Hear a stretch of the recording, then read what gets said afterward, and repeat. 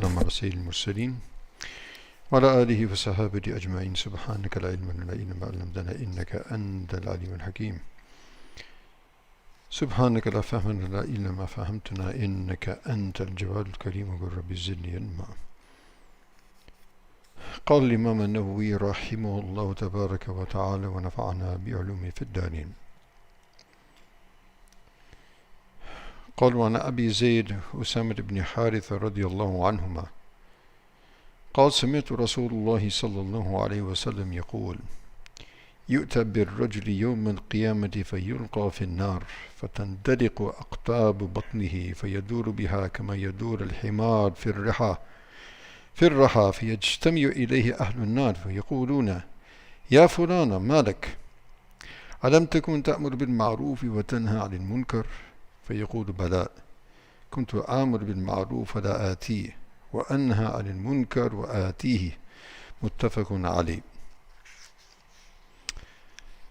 Allah Akbar. So continuing with the chapter of the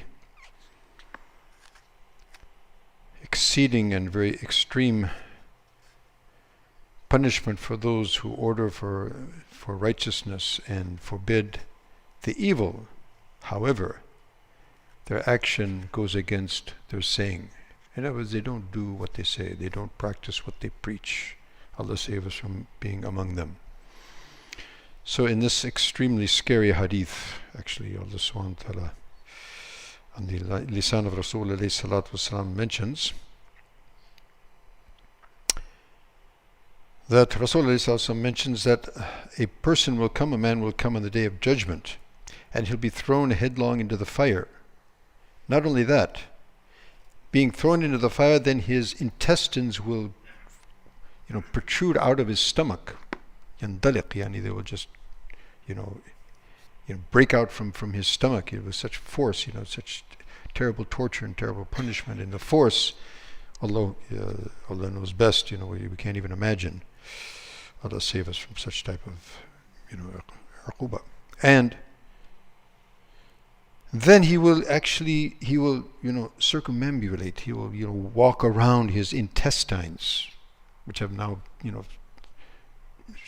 sprung forth from his stomach, and he'll be, walking around them. Is mentioned as a donkey walks around. They used to, in the old days, they used to have, the grain mill. There was a big stone, and there used to be donkeys that used to, circulate that, and it would grind the grain. So this fellow is going to go around his intestines like this, So the people of the hellfire, they'll gather around this fellow and say, "Oh, so and so, what's your issue? Malak. Alam takun ta'mur bil ma'ruf wa tanha 'anil munkar? Weren't you that one that used to, tell the people to do good, and you were telling them not to do these wrong?" He said, "Yeah, that's me. However, I used to order the people to do good, and I would forbid them from wrong, but I would tell them to do the right, and I wouldn't do it. Order them to do certain things, but I wouldn't do it myself. I would prevent them from, or I would tell them, don't do such and such, and then I myself would be doing those things." So there's a very scary hadith. May Allah subhanahu wa ta'ala, save us from any.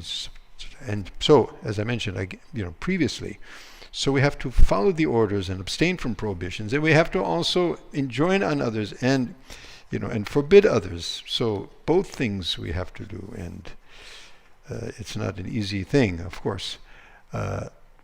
We have a saying in Arabic: "Ar-rakhis rakhis wal ghali ghali." Cheap is cheap, expensive is expensive. Jannat is very expensive. Ala inna silatallahi ghaliya. The commodities which Allah subhanahu wa ta'ala has with him are very, very costly. Ala inna silatallahi al-jannah. The commodity which Allah subhanahu wa ta'ala is offering to his slaves is paradise. It comes with a price. May Allah subhanahu wa ta'ala give us tawfiq to come up with that price and pay it. Ameen thumu ameen. Wa akhir da'wan alhamdulillahi rabbil alameen wa salaamu alaykum wa rahmatullahi wa Brother Harun used to come here. His son is Brother Harun's son Mohab. He's in an intensive care hospital right now. Brother Harun, his son Muhab. Yeah, he's in a hospital right now. He's in the hospital. Muhib. Muhib. Yeah, he's in the hospital. 25 or Young man, mashallah, he's in the hospital in emergency. May Allah subhanahu wa ta'ala grant him shifa ajila kamila. اللهم اشفي أنت الشافي لا شفاء إلا شفاءك شفاء لا يغادر سقما. آمين ثم آمين. وجميع إخواننا وأخواتنا المسلمين. سبحانك اللهم بحمدك نشهد أن لا إله إلا أنت نستغفرك ونتوب إليك.